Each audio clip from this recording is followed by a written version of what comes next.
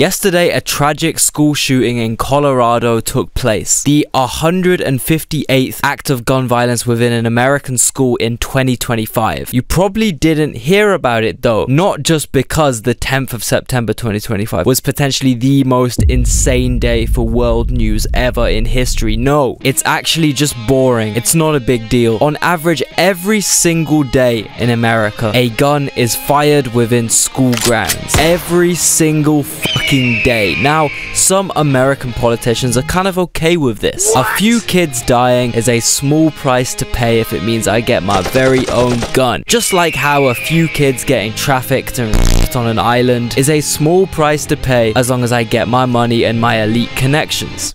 Now, I'm going to split Americans into 3 categories right now: anti-gun, medium gun, and extreme gun. For this video, I'm only focusing on extreme gun. These are the dudes who are way past just having a little self-defense Glocky in their crib. No, the extreme gun guys think like assault rifles, machine guns, basically army gear, weapons of mass destruction should be completely legal and available to any applicable US citizen. Now, the most popular, most powerful extreme gun advocate in the USA is a man called Charlie Kirk, and I'll play you his justification for the senseless, brutal slaughters that occur due to the lack of gun regulation in America, which he supports. I think it's worth it. I think it's worth to have a cost of, unfortunately, some gun deaths every single year, so that we can have the Second Amendment to protect our other God-given rights. I fully acknowledge and admit, when you allow gun ownership, you're going to have gun deaths. There is a cost to liberty. Well, obviously he was wrong. It turns out cold-blooded murder is not a price worth paying for firearm freedom. Running the risk of assault rifles being fired on school grounds is not worth it. Why? Well, there's another reason that Colorado school shooting didn't make it into our news headlines yesterday. An event so shocking and graphic, it drew more attention than any of the global catastrophes happening right now. Charlie Kirk, high-level Trump ally, was murdered. He was mid-sentence describing how America's globally abnormal amount of shootings is the fault of transgender people. His last words were gang violence. And milliseconds later, he was gruesomely, unjustly shot dead in a gang-related assassination. Now, in typical British fashion, I still can't really believe that it's even possible for people to be shot in a school. I think that is absolutely absurd and disgusting, whether it's a kid or a controversial influencer. Look, I don't particularly like the guy or what he stands for, but in no universe would I celebrate a death like this. I believe in free speech. I believe that being scared some random person is going to kill you in front of your family is absolutely terrible and cannot be defended. However, I also apply that belief to everyone all around the world, which is where me and Charlie have different viewpoints, which is why I feel like it's kind of fair to make this video. Charlie Kirk genuinely played a massive role in normalizing Israel's brutal genocide of Gaza. And this weekend, there was an all-out propaganda campaign trying to make it seem as if Israel is intentionally starving the people of Gaza. I hate being lied to. It's not called Palestine. You don't believe that Palestine have the right to exist? No, everyone has a right to exist. Show me where it is. It's a non-existent place. I don't think the place exists. What? Because it doesn't. It's called Judea and Samaria. The overuse of the word genocide. Because when you keep on using genocide, you're basically trying to cheapen actual genocides that have happened the last 100 years. What is Israel doing exactly? Tell me in detail. Where's it happening? War crimes. War crimes, really? How? What do you mean how? They're killing little kids, man. Well, hold on. Killing kids. You mean wait, they drop leaflets before they bomb in Gaza? They drop leaflets before they bomb in Gaza. They drop leaflets before they bomb in Gaza. They drop leaflets before they bomb in Gaza. They drop leaflets before they bomb in Gaza. They drop leaflets before they bomb in Gaza. The level of war crimes here are genuinely indescribable. Children in the head with precision snipers, people gunned down whilst waiting for aid, every single hospital reduced to shreds, to rubble, to stop people from receiving aid and help. They build their headquarters under hospitals. Rescue workers, volunteers, wiped out in cold blood by the launching of secondary military strikes on buildings. Mass starvation and drought due to aid blockades. American fucking citizens admitting to children for sport, children who were trying to retrieve their parents' remains, and the sheer numbers are just inconceivable. There are genuinely like tens of thousands of Charlie Kirks in Palestine right now. Dads who were needlessly assassinated in front of their kids, you know? Charlie also played a massive role in getting Donald Trump voted in. This directly resulted in bombs being dropped on Iranian civilians, missiles striking their capital city, aggravating and significantly worsening the bloodshed in Ukraine, missiles striking Venezuelan speedboats. It just goes on and on and on. I can't stand the word empathy, actually. I think empathy is a made-up new age term that does a lot of damage. Charlie Kirk's connection to this depraved world stage is so strong that even Netanyahu himself tweeted RIP the same day he launched bombs on 5 fucking countries just to further destabilize the region in such a tense time. All these people that Kirk co-signed the murder of had families. All these people had hobbies and personalities and lives, but no one cared when they died. No one was spamming Twitter for them. Keir Starmer is responsible for the sort of shit that happens there, because he's put a target on every one of us with his smears and lies for telling the truth. Charlie Kirk told the truth. A bullet fired at Charlie Kirk is a bullet fired at all of us. There will be no mercy, no diplomacy, and no surrender. The American president didn't make a public announcement for them. Quite the opposite, actually. They were mocked. And also, no one just went and blindly blamed the right. Say this. Democrats own what happened today. I am devastated. My kids have called panicking. All the kids of every conservative in the country called panicking. Just because you speak your mind on an issue doesn't mean you get shot. Then by that logic, do Republicans own the shooting of the 2 Democratic lawmakers in Minnesota? Isn't this on both sides? Are you kidding me? 2 months ago, there was a guy who shot 2 Democrat politicians who was a Trump voter, and the entire right wing started literally posting memes about it, or downplaying it by calling the shooter a Democrat or something, as if that even mattered. When Nancy Pelosi got attacked, Charlie Kirk tweeted this, implying that the whole attack was just a ruse and a fake. He himself was doing this to a victim of political violence. He himself was condoning political violence and spreading dehumanizing and violent rhetoric. He was not really important. He was a cog in the right-wing propaganda machine that has worked day and night spreading dehumanizing and violent rhetoric. One of many, honestly. Charlie Kirk was nothing more than a political puppet used for saying the worst things humanly imaginable with no actual opinions of his own, really. Only the administration's. Young people need to get married, they need to mate, and get a mortgage. He was about releasing the Epstein files, and then when Trump didn't want to release the Epstein files, he was talking about, I let my friends in the administration handle it. You're speaking my language. I think the Epstein files need to be released yesterday. We need to know every single person and get the Epstein client list out immediately.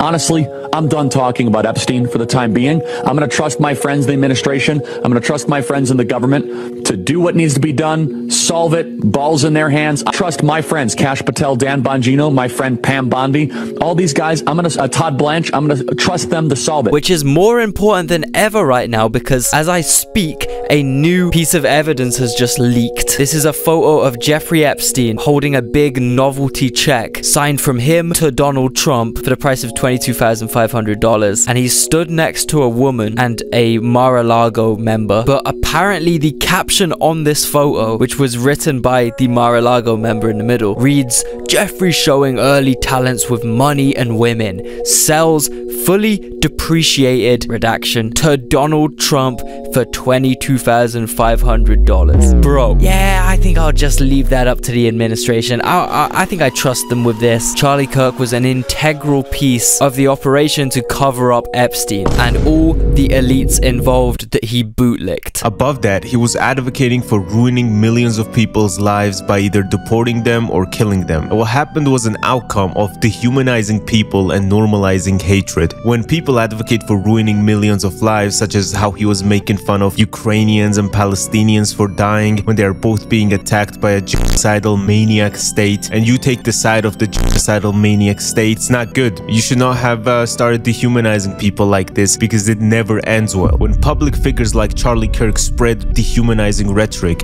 it increases the risk of violence. Charlie's general views on violence are actually insane and extremely twisted, in my opinion. I'm gonna read you off a quote he actually said with his own mouth. Death penalties should be public, should be quick, it should be televised. I think at a certain age, it's an initiation. What age should you start to see public executions? Then one of his fellow panel members said, I think maybe age 12, 6th grade, so when you are old enough. And then Charlie said, I think it should be taken in a holy way. What? I saw this news headline, I thought it was a joke. How could it not occur to Charlie that something like this was eventually going to happen? Advocating against Palestinian civilians getting bombed to by Israel, where this is the 21st century. We can see what Israel is doing. We can all see the videos of dead babies that were blown up. We can see the people being burned alive. And Charlie was advocating for the fire, saying schools should teach kids about critical race theory, saying if I see a black pilot, I'm going to be like, boy, I hope he's qualified. Because we've all been in the back of a plane when the turbulence hits, or when you're flying through a storm and you're like, I'm so glad I saw the guy with the right stuff and the square jaw get into the cockpit before we took off, and I feel better now thinking about that. No, I mean, like, you want to go thought crime? Like, I'm sorry, if I see a black pilot, I'm going to be like, boy, I hope he's qualified. What were you thinking, man? Being racist against Mamdani for being a Muslim to the point where even a Fox News commentator told you to take it down because it was gross and Islamophobic. Literally yesterday saying Islam is the sword the left is using to slit the throat of America. You were a spokesperson of an ideology and administration that's ruining families by deporting them or blowing them up, and also advocating for ruining the lives of women. Out of respect for his family, I am not gonna play the clip of him describing a hypothetical situation about his daughter. You probably know exactly what I'm talking about already though, but in my opinion what he said was absolutely unthinkable. I would literally rather launch myself off the top of the Empire State Building than ever utter such words, especially about someone in my family. Like, bro. Misogynistic, racist, and genocidal. This was a very harmful rhetoric Charlie was spreading and normalizing and dehumanizing everyone who was not a Christian white man. I was a kid when Russia invaded my country, you know, and to hear this guy defending them, I obviously have a reason to dislike him. But never have I ever advocated for a genocide of Russians like Charlie did with Palestinians by urging people to support Israel, saying that Ukraine was responsible for 1 million dead and not Russia. This is just victim blaming, and these people you advocated against will never be as rich as you, will never have as much privilege as you, and will never ever be as influential as you. So for you to use your huge platform to kick people that are already down was very harmful. These were minorities and poor people you were advocating against. I know he had a family and I feel bad for them, and so did all these Palestinians, Ukrainians, and immigrants that have been deported by ICE have also had families. It gets to a point, man. Like, I just saw a tweet from a podcaster saying, I have no words. I don't understand how to live in a world where someone would take a father away from his young children for having a different opinion. This man, this podcaster, has previously had Netanyahu on as a guest. The double standard here is crazy. You should have been asking him that, maybe. It's actually about 100,000 times more important to ask Netanyahu that question, is it not? I hope his death is not used as a way of enforcing his entire ideology, and I really hope the current administration does not turn him into some sort of hero and instead takes the measurements to enforce strict gun control laws so a thing like this does not happen again, and also so that so many school shootings and mass shootings can be prevented. But I know Trump is not gonna do that. He's gonna come out tomorrow, say, I'm making being a leftist illegal. Everybody's going to die. But the horrible irony of this situation is bulletproof vests didn't save Charlie, security didn't save Charlie, all the measures on earth could have not saved Charlie. There was one potential thing that would have saved Charlie Kirk though. It is gun control. He was shot in the neck by an assault rifle. There is genuinely no way to stop this from being fatal. vital apart from gun control? Simple. There's always going to be someone with evil, horrible intentions wherever you go on the political spectrum, or wherever you go from state to state or country to country. So just trusting any adult with a warfare grade firearm is just lunacy. And unfortunately for him, Charlie Kirk played a vital role in assisting the most gun-friendly president of our lifetimes to take control. Charlie Kirk normalized and ungrudgingly spewed out pro-gun propaganda constantly, and his death is a direct result of those policies he held so dear to him. Nigel Farage, Britain's far-right politician, has responded to his assassination by calling it a dark day for free speech. I completely agree. Today, free speech has been completely violated by the people who allowed murder weapons to be accessed and used to shut down free speech. Do you really think that it's any coincidence that this happened in Utah, arguably the state with the least restrictive gun laws? No. If the state had had stricter gun restrictions, it's pretty unlikely this assassin would have been able to access such a precise, high-grade, professional weapon, which allowed them to hit Charlie's throat and guarantee a fatality. All the security in the world, all the bulletproof vests in the world wouldn't have saved Charlie. In Utah, you don't need permits to carry a weapon. They have extremely loose background checks. There is no mandate to ban weapons on college campuses. What? Here in Utah, we allow for the open carry of weapons on college campuses. Our legislature changed the law just a few months ago that would allow anyone who has a concealed carry permit to openly carry a weapon, whether it's a pistol or a rifle, on a college campus if they're over the age of 18. What did they expect? The only possible solution which could have prevented this awful attack is gun control. However, Charlie wanted the whole country to be like Utah, with extremely lenient gun restrictions. Charlie Kirk died above a sign saying, "Prove me wrong." He was shot to death whilst preaching about the benefits of lax gun control to thousands of impressionable kids. His last words were gang violence. He was answering a question about America's epidemic of mass shootings by essentially being like, what about gang violence though? That's way worse. That's the main problem with shootings in America. That's why they happen. That's the argument he was basically making. So Charlie Kirk's final words were essentially downplaying all the country's horrific, uncalled for, unnecessary school shootings, like his own assassination, which was merely milliseconds away. Is this really a price worth paying for your Second Amendment right? Your American freedom? I'm pretty disgusted by this entire thing though. I think it's quite horrible seeing someone you're used to seeing clipped up on social media a lot die, even though I didn't like the content he put out. Seeing all of this happen in 4K, it really highlighted how barbaric and gruesome and soul-crushing gun violence is. Not only for him, also for all the people that were my age who watched it happen in person, but also for all the people in war zones, for example Gaza. You know, I mean, technically we should be feeling like 100,000 times the amount of horror when looking at videos from Palestine versus Charlie's death. I just really hope this can open up some Westerners' eyes to the horrors our governments and our ideologies are sponsoring around the globe. And I really just pray some Americans can see, even if we disagree on other things, me and you, maybe we can meet in the middle here and agree maybe assault rifles shouldn't just be allowed in anyone's hands. I don't think that that's happening in any other country. I think that you would have to go to a very desperate third world nation before you're seeing this level of violence on a daily level. I mean, the day before, we were thinking about doing a video of the guy that walked into the train and just slashed some woman and walked out. This is 0 days and counting since last senseless political death. I count the other one as political. This one, I mean, shot under his banner that says, "Prove me wrong." I guess they did with physics and bullets. This, I can already see it in the commentary, is coming out as yet another, oh, Charlie Kirk got owned in this debate. What do you think that you're accomplishing with this? Do you think that anything is going to happen other than they're not going to post on that specific account anymore?